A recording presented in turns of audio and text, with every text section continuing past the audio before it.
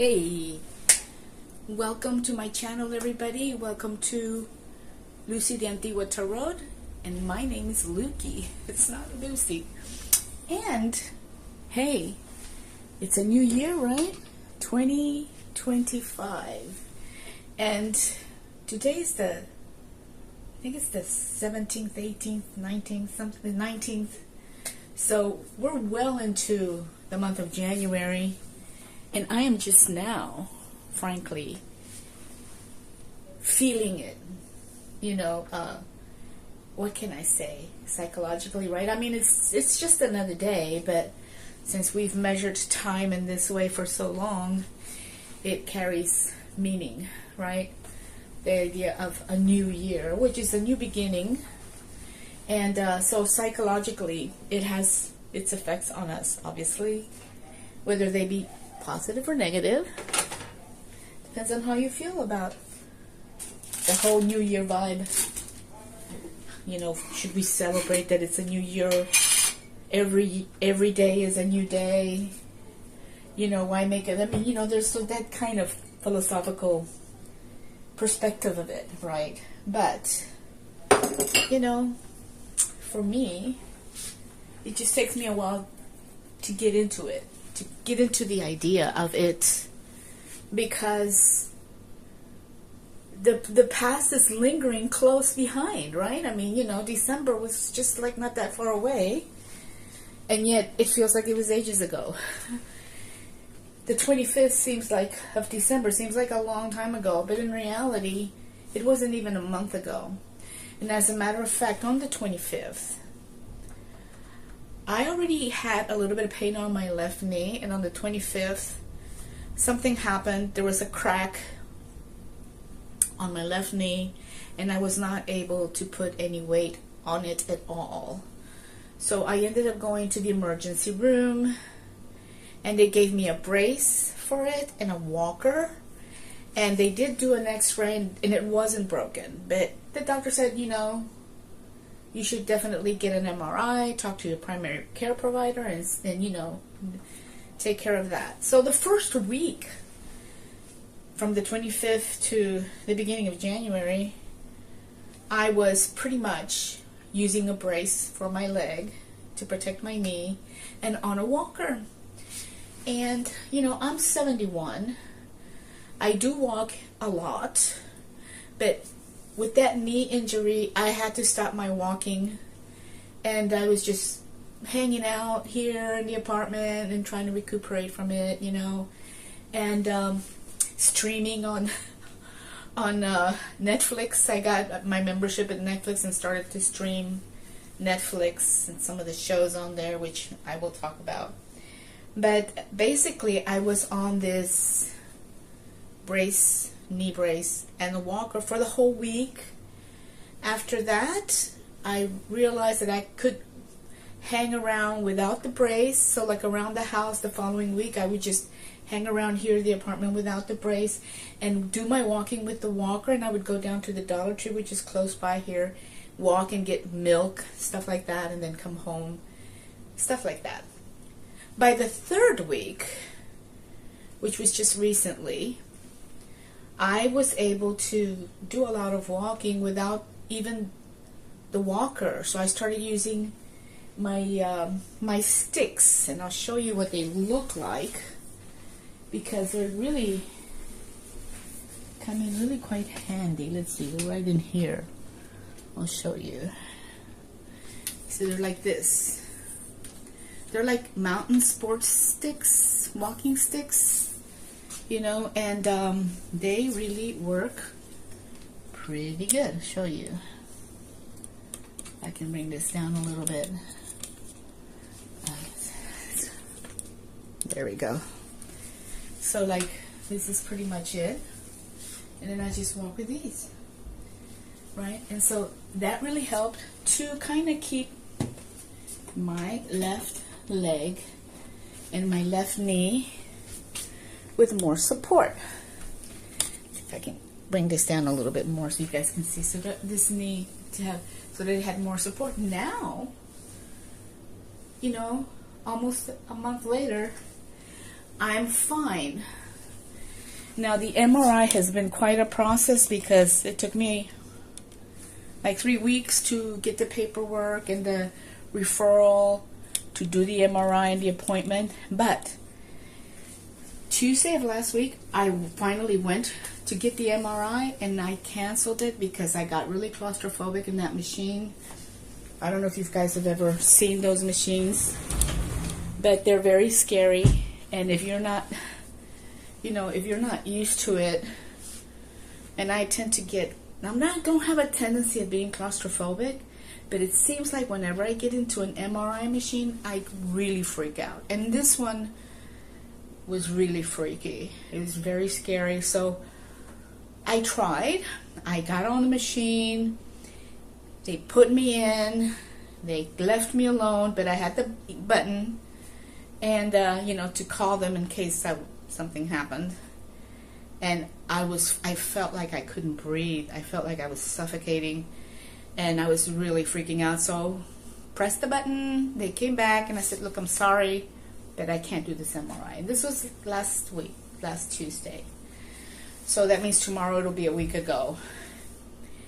And this week, my leg's doing fine.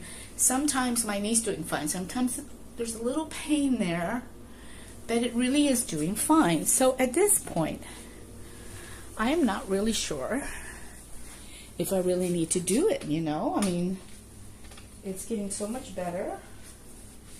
So I'm thinking that maybe I won't do the MRI just because I hate them so much, and I freak out when I have to do them. So I don't know, maybe I won't do them anymore.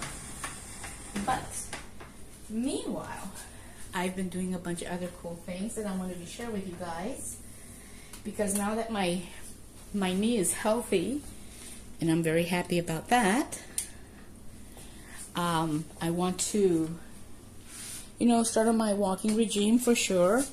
My regimen of walking and, getting back to my physical life again, which is great. So that happened this month, which is pretty intense. Now, let me just tell you that one of the Christmas gifts that I got on the 25th was this beautiful journal. I wanted to share this with you because I'm a total journal type of person. I've been journaling almost all my life, since I was like 9 or 10, 11, and I journal on and off, but I have a lot of journals that I've done. And so this is my new journal, and it's beautiful. It's got like this glittery little branch, as you can see here. It's kind of glittery. I don't know if you can see the glitter on there, but it's very nice. And it's got like this nice, kind of like natural type of paper on it. And a pencil comes with it. It kind of looks like a stick. It all feels like wood. It's wood. And it writes. So I have this journal. Now, I do have to admit that today was, as you guys know, was Inauguration Day. We have a new president, Donald John Trump. That's his name. And I did not vote for him. But I like to keep an open mind. I like to stay positive, and I am hopeful. Though I must say, at the same time, I have hope on one side, and on the other side, I have doubt, insecurity, a little bit of fear. And then on this side, I have like hope, possibilities, positive changes perhaps, So I'm trying to keep an open mind here. And I am, so looking forward to seeing how his energy turns up, affecting all of us for the next 4 years. Our country has a lot of important issues that need to be dealt with. People are going through very difficult times. LA is a mess. And, and that's not going to stop. We're going to continue to have natural disasters of intensity, and to me, LA was just really, really intense. How many people have been affected by that tragedy. So there's that. And then there's like the cost of living, the price of housing, jobs that don't pay enough. Like, I'm not a teacher anymore. I'm retired now, but I used to be a teacher, and it never paid enough. I was never able to buy a house. I barely could afford to buy a used car once in a while. So, the salaries don't keep up with the cost of living. Like I say, I'm already retired, so I don't have to worry about working so much to make a living. I can, take the time off and be a senior, but a lot of people still have to work, so I feel very blessed and fortunate.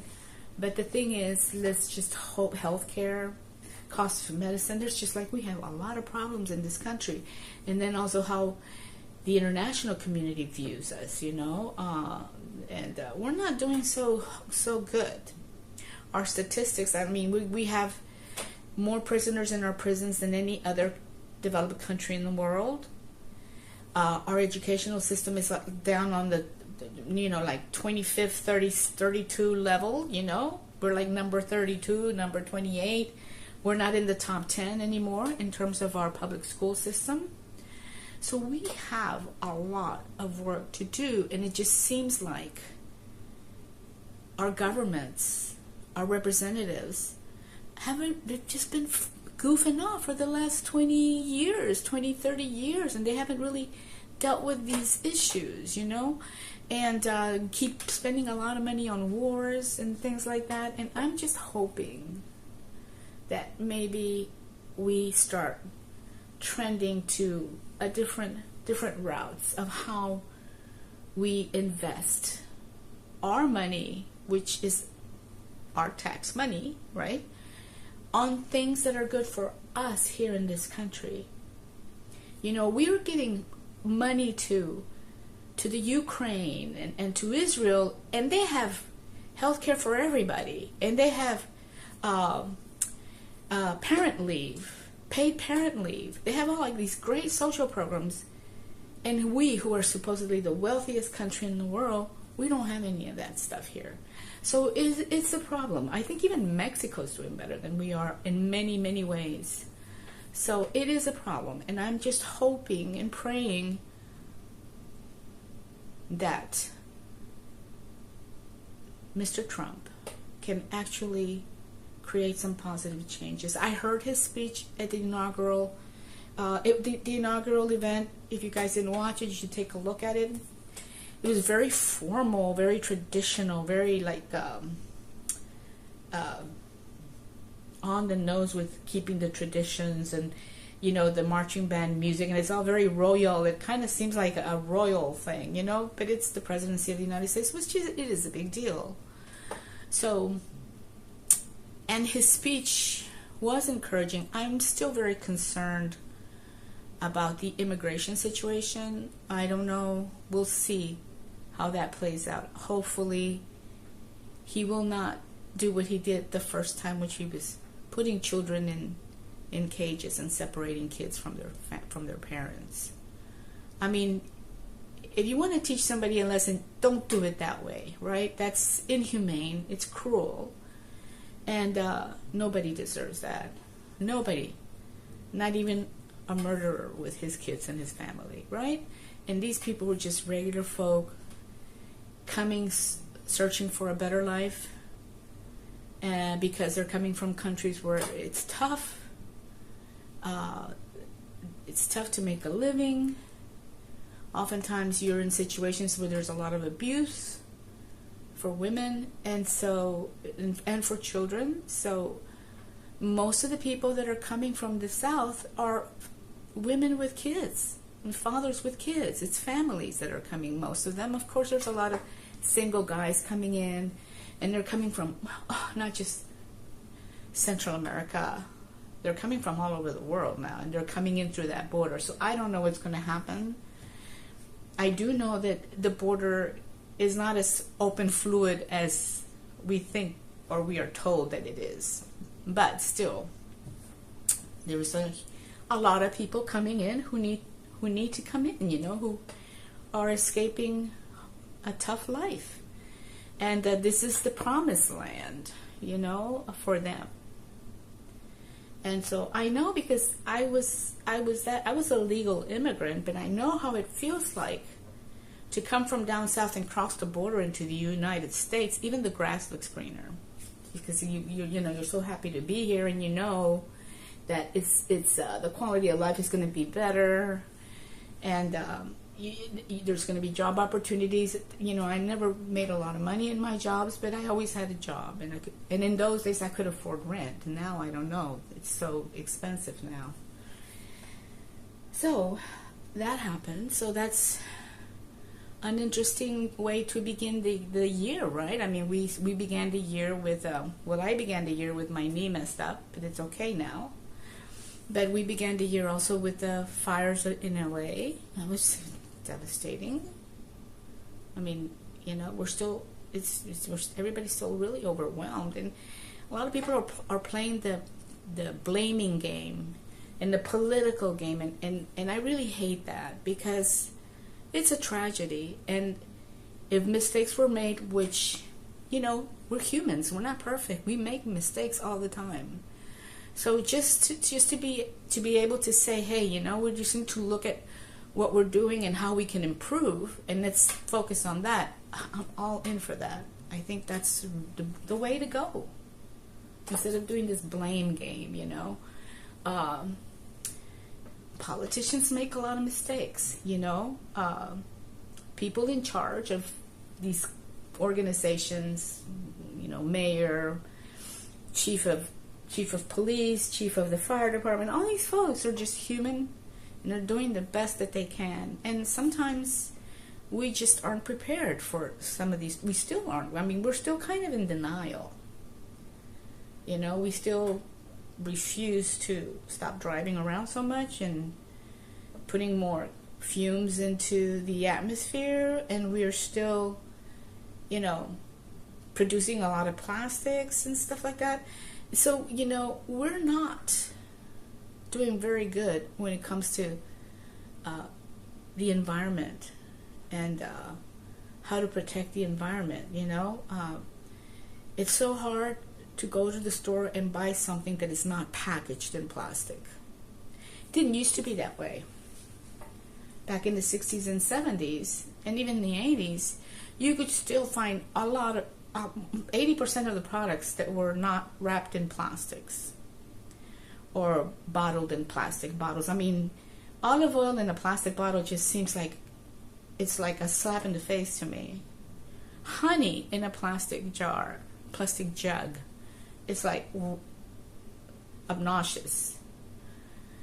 So we're not really dealing with that. We're not dealing about the waste that we produce in this country and the consumption of things that eventually we throw away, and it all ends up in landfills and in the oceans, and it's affecting wildlife, it's affecting everything. So it is a mess, but still we're kind of like in denial about it. We want to produce more oil so that we can drive around in our cars, because it's comfortable and we're used to it, and we can't imagine not having a car and driving around in a car, and just can't imagine it.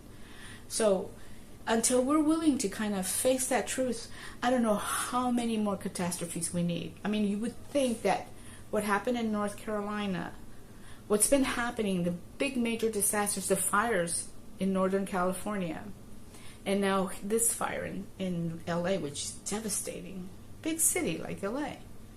And we're still not talking about it. Okay? There's a few people that are talking about it, like, hey, carbon dioxide is a big contributor to climate change, but people who are in charge, they're not really listening to it. The oil petroleum companies, they're really not doing anything about it. The plastic companies are really not doing anything about it. The chemical companies, they're not doing anything about it. Now, chemicals are everywhere and even in our food. So we're not eating very healthy food in this country. There's like big,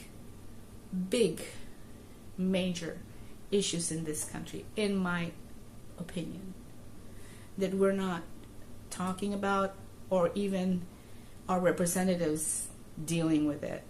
Even Trump. We'll see. That's why I want to keep an open mind, and I hope that maybe, he will do something about it and stop these senseless wars. No more getting involved in other countries' situations. No more wars, Anyway, enough about politics. So the thing is that those are the things that have been happening, right now in January. But we're not even through with January, and we've already had these major events and then the new president. So, more on the lighter side of things, I have been, I subscribed to Netflix, and I ended up watching a couple of series. Well, I watched the Barbie movie, and I really liked it. I was really impressed that I liked it. It wasn't what I was expecting, but it was really cool. It was a really, really cool movie. It was very well done, and it was so fun to watch, and it had some cool messages there. So I really enjoyed it, and it was very entertaining, and it really surprised me. But, it was great. I haven't watched Wicked yet. I hear many good reviews about it, but I will go watch it at some point, but I haven't gotten around to doing it. I still have to go to the theater to watch that. I haven't seen the Bob Dylan story yet either, the movie, and I hear it talks about his first part of his life when he was, when Arlo Guthrie was still alive, and he was, creating a relationship with Arlo Guthrie. He really admired his music, and so, and I grew up with Bob Dylan. So he was my poetic muse. He was my poetic god, I guess, my poetic Romeo, whatever. I really enjoyed his music and his lyrics. So we'll see. I hear that movie is interesting but it speaks only of his first part of his life. And the representation of Joan Baez, I hear, is not very well but represented, which, that might be a problem for me, but I'm going to go watch it before I give an opinion on that. So anyway, I did see Barbie on Netflix. And then I also saw a series that's called Younger. And it's a 7-season series. It has like 10 episodes per season, and I just streamed straight through it in a week. And I guess it was done about maybe 6 years ago, but it was a very interesting series about contemporary culture and trends, specifically in the book publishing industry, and the conflicts of that traditional industry with the new trends, with the internet and social places on the internet, right? So it was really interesting. It was very well done. The story was great. The characters were very well developed, every single one of them. It was really refreshing. Very well written and acted, and beautifully done. Great fashions that the women were wearing, and so I recommend it. If you get a chance to watch that show, Younger it's called, go for it. Another one that I watched was, but they just had the first season for this one. It was called Man from the Inside, something like that. And he's a famous actor. I can't remember his name right now, but it is about a senior home. And I'm a senior, and I live in senior housing. So I thought, oh, hey, man, that's up my alley. So I'm going to check it out. And I did, and it was really a lot of fun to watch. And I love the people that were acting in it. It was well written, very nicely done, very entertaining. And, you know, we'll see, you know, because I was only able to watch the first season, so I don't know. I guess the next season's coming out sometime this year in the fall. I have no idea how those seasons work.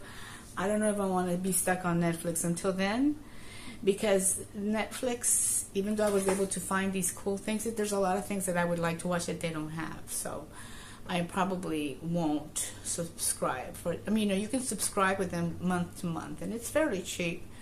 So I might just subscribe for the next month. I did 1 month, and then I'll probably do 1 more month, and then I probably won't subscribe to it until maybe in the summer or something like that, when they get more shows in there.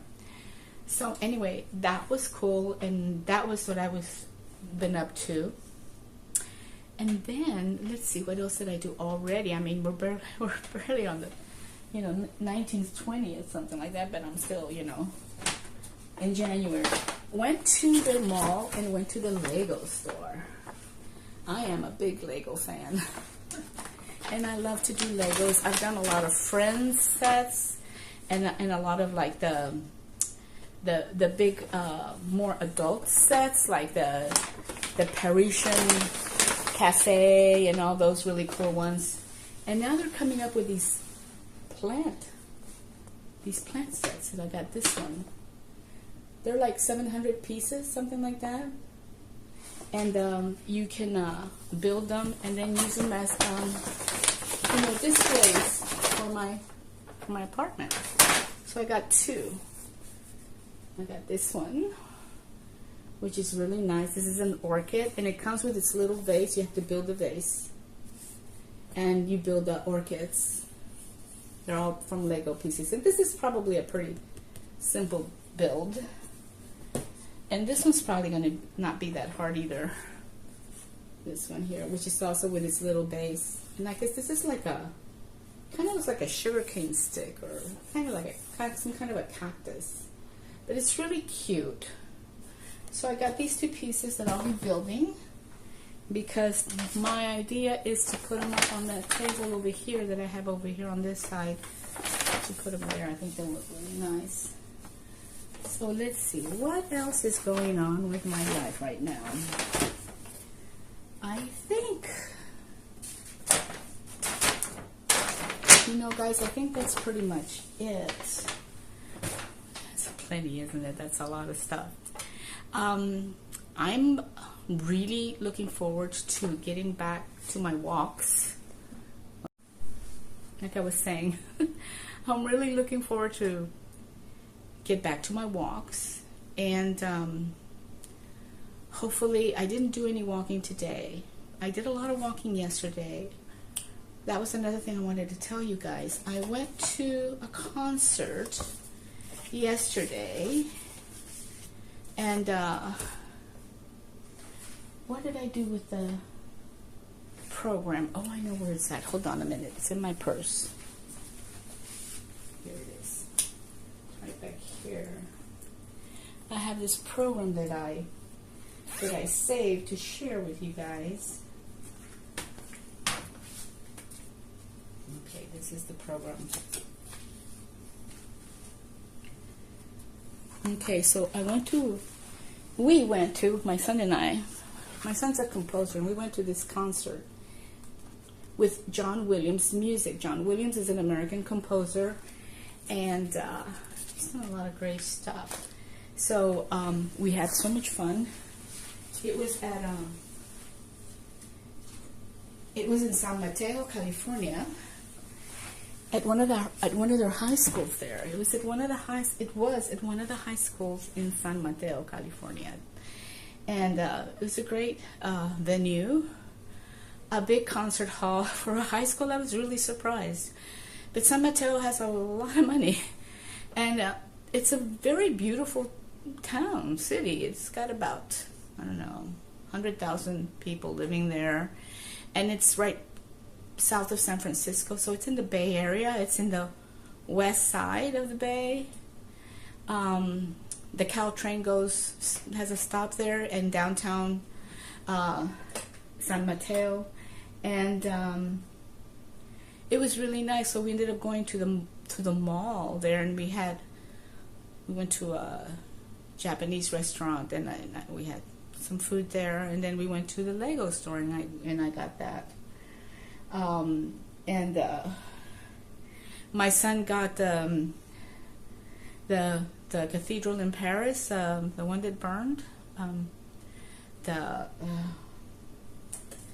What is it called? Oh God, the Great no.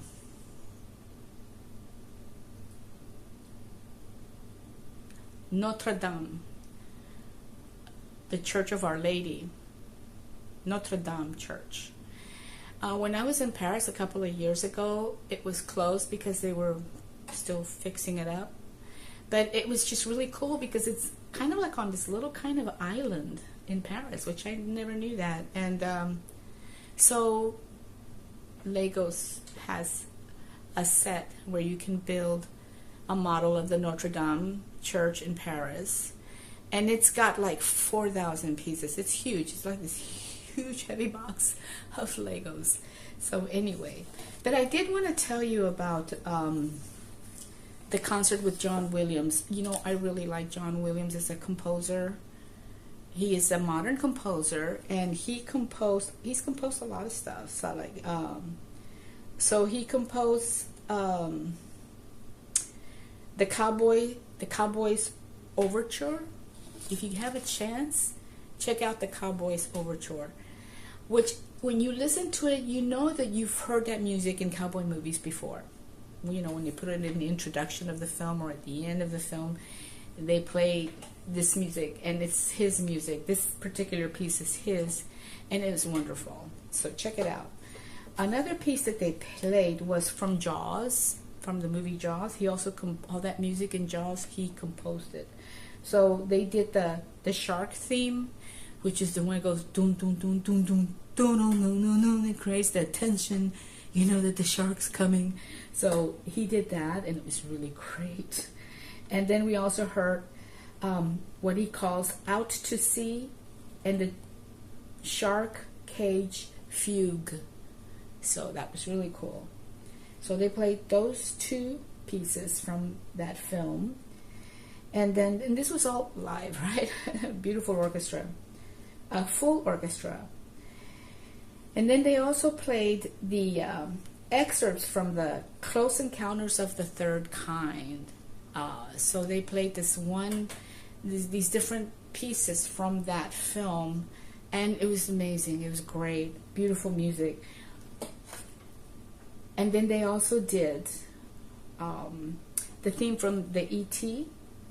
The E.T. movie, E.T. Come Home, what they call the extraterrestrial. And, you know, it was so cool because, you know, I had never really sat down to just listen to the music of these movies. You know, obviously I heard the music when I was watching the movie. It was a long time ago. But yesterday, I was really in this theater. The orchestra was there, and they were playing it live, and I could just hear the music. And I just really loved it because I got all emotional with it because I understood the stories behind this music. I mean, the stories were like what the movie tells us. The movies tell us the story. And so when you listen to just the music, you remember these stories, and then it's just so beautiful even more to listen to this music. I appreciate it so much more. And I realized that, you know, it's so different than when you listen to, like, maybe Beethoven, for example, like Beethoven's 7th or 9th or even 3rd symphonic compositions. And you don't have a story behind it. I mean, there's a title, but you don't really have a story. But it's beautiful. But I realized how much more cool it is to hear this, to hear a piece of classical music, of composed music, live, that you are familiar with the movie, and to be able to associate it with the storyline. Oh, it's really cool. I loved it. So the E.T. one was really cool, and it's called it was really beautiful, The Extraterrestrial. And then they did the Superman March, it's called. And then they did, let's see, Catch Me If You Can. I didn't know that John Williams had composed music in that film, but yeah. So it's pieces of that, different just different pieces from that film they put together and played. It was great. Actually, let's see. Oh yeah, there was this composition was kind of jazzy. That's right, it was kind of like a jazz. There was a saxophone in it, and then there was a